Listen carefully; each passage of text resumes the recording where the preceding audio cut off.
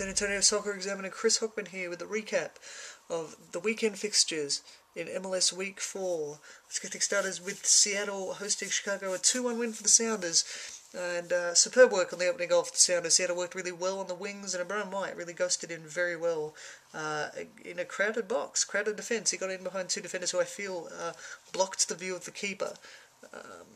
But he did really well to make the space, and fantastic goal, well deserved. Chicago, though, a great response to score so quickly. Really quick ball movement, quick play, and Chavez, great work on the finish there. It was a physical game, but I didn't feel like it was very nasty. And Seattle were the better side. They kept pressuring, they kept really keeping things up there, and they eventually it was going to tell. Chicago defended very well, but it was always going to tell. Some poor choices from Seattle kept the scoring low for them. Excuse me, but with some good work, and Zach Ioane with some great work for the second. Great run and good finish. They really did put the pressure on Chicago, but Chicago came out well in the second half. It just wasn't to be a good win for Seattle. They were always going to shut it down, and they won well. So let's move on to Philadelphia, the sort of rivalry of the week. Philadelphia won, Red Bull, New York 0. New York, they are easily the best side in the league. A lot of people favour them. They're certainly the best squad in the league, but the results aren't showing that. They're playing some beautiful football, but they're not scoring, and it showed again. They played some great possession football against Philadelphia, but they couldn't do it. Philadelphia gave them the ball a lot, but they couldn't do anything with it, and Philadelphia had to play opportunistically, and it ended up working. Red Bull, New York are really missing something. I don't know what it is. They've just signed everybody in the league that's any good, and they're just lacking it. I don't know what it is. Maybe they're not gelling or something, but they've got some work to do. They really have some work to do. But Philadelphia, fair play to them. They took advantage. They were resisted. They were restricted to playing on the counter, and they pulled it off. Huge mistake from Tim Ream, and Philadelphia took full advantage of it, and then defended really well to win the game. And playing on the counter, they did very well. They probably could have wrapped it up more if they really wanted to, with Red Bull leaving them a lot of space. A lot of work to do for New York if they're going to live up to everybody's predictions, including mine, that they're going to make the final. So we'll see what happens. There's a lot of time in the league for New York to recover. And two teams with congested schedules, New England Revolution and Real Salt Lake. Real Salt Lake running out 2-0 winners here. It was an interesting one. Real Salt Lake really probably dominated the match. They played out their reserves and they still did really well. It was Philly even early, but Real Salt Lake got more and more and more into the game. It was a beautiful header for the first goal from Real Salt Lake. Nice, beautiful, across the face, keeps the keeper guessing. Good goal. New England Revolution really lacking this one. More red cards for them. It was another night of 3 red cards. And, Real Salt Lake really showed their class in this game. They're a cut above. They really are. And even with the reserves on the pitch, they did really, really well. It was a great run and a beautiful pass for the winner. The first red card, I don't think Anno dealt with the players very well. I know Jason Anno, and I know he's a decent referee, but I felt that he showed the red, and then didn't deal with the man management, the players getting in his face. I don't know how to better deal with that. It's a tough situation, especially at that level. He had a poor angle on it. I don't think there was an eye gouge there at all. But I can understand that from Jason's angle, that's what it would have looked like. The finger goes up. From his angle, that's what it looked like. Maybe he should have consulted with his assistants. That's what I would have said on the first red card. The second red card, I thought was harsh. I mean, maybe yellow, it was a 50-50 ball. They were both going for it. It was hard. It was a hard hit. Maybe it should have been a yellow. Phelan was obviously concerned for the player that he hit. It wasn't, malicious at all. The third red card, on the other hand, very clear. Did Anno create the problem for himself? Maybe he did. It was silly of him to run up and get in the face, but Anno did the right thing. He showed the card early to try and stop things heating up, but maybe he'd already created a climate where players were going to get heated. It was silly to do that with a yellow card already. RSL, good for the win. Good result for RSL as they continue getting ready for the Champions League final. And then the big controversy of the week, DC United versus Los Angeles Galaxy. DC United sneaking a 1-1 draw late. We'll start with the opening. David Beckham again doing his job, a good set-piece delivery to put McGee in. What a shock scorer that is. I don't think many people saw that coming. It was a real midfield battle. The teams weren't very good at keeping possession. They were giving it away again and again and again and again and again.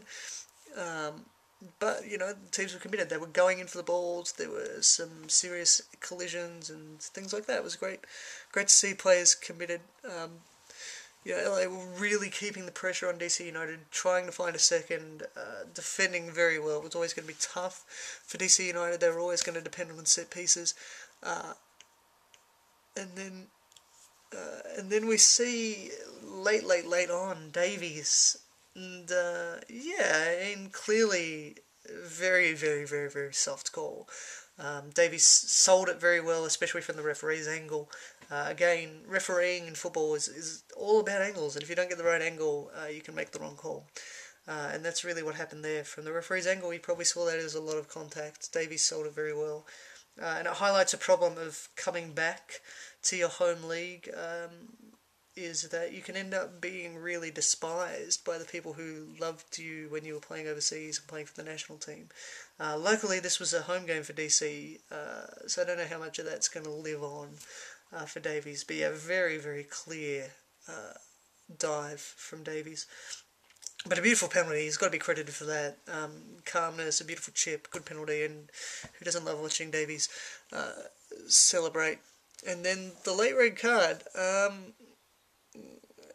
I'm intrigued as to why the referee was smiling the whole time, but the official report says it's for offensive language. That's a fair red card in my book, and not enough referees take a stand on that. It's hard to fault the referee. If he was offended by what was said, if it was abusive to him, then Karofsky deserved to go. Even though it was after the whistle. What players need to learn, and this goes out to anybody out there who plays, you can be red carded until the referee has left. So, no excuse. He knew he could have been red carded. Too many players think that the whistle's gone, I can do whatever I want to the referee, and it's not true.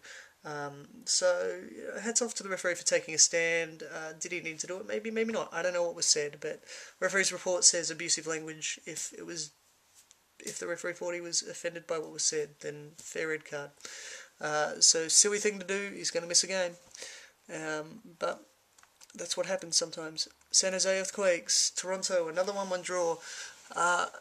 This one was a physical game, 8 yellow cards, but it wasn't a very violent game. But it saw a real tight opening until the Toronto goal. It was a defensive lapse, poor communication. Toronto took full advantage of it. It's been a week of that sort of thing, hasn't it? Dawkins really the star. Great loan signing from Tottenham. He's just been great. He was key in the movement to the goal, and then he scored it. It was just beautiful work from Dawkins. San Jose probably should have won this one. They had a lot of chances. Wondolowski, players like that, just had chances. But Fraser, quality keeper, probably underrated. He's difficult to beat, and Toronto held out for the draw. Then probably the most disappointing match of the week, Chivas USA versus Columbus Crew. Fighting out to a 0-0 draw. Columbus haven't beaten Chivas in Chivas USA's history. It was a pretty dull match. Both defences were standing strong. We only saw 4 shots on target all game, and even then they weren't very good. Players shooting straight at the keeper, making really poor decisions. It's a good defence, of course. Chivas still well short of where a lot of people say they're at.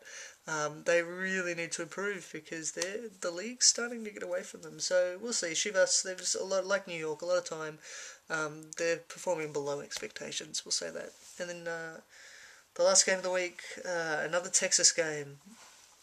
Houston Dynamo 3, Vancouver Whitecaps 1. Houston really still though missing Brian Ching. We saw chances just going wayward everywhere. Ching came back last week, of course, but got injured again. So they need to really make sure he's good and make sure he gets fit before rushing him back into play. But yeah, they're definitely missing him. But the match really came alive late in the first half. It was a poor set piece defence from Vancouver, and the 3 goals that came really quickly really should have been better dealt with by the defence. Weaver came in late to score the opener. Houston missed Sanvezo's run, and then Vancouver missed Boswell's run late for the second goal for Houston. It was all Houston. Houston were the better side in this one. Yes, it was a weak Vancouver team, that's true. But they pushed Vancouver deep. They tried to do well. They were the better side. It was nice to see them playing better than they had done. And the match got more physical in the second half. That was always going to play into Dynamo's hands with a weakened Vancouver side, especially with so many youngsters, so many tough, so many fit young players who can really run on the ball well. And that was shown with Bruin's goal, running well around the keeper to score. And a neat finish as well. Empty net, yeah, it should be easy, but lots of players miss those. So well done to Bruin for his first MLS goal, and well done to the Dynamo finally getting a win. So next week we see, I'm excited, Portland make their home debut. That's going to be an exciting one. That's my highlight for the midweek games. But it's going to be an exciting week in the MLS. Lots of games, lots of action. So we will see you next week. And as always, don't forget to visit examiner.com, the internet site for the local. Thank you.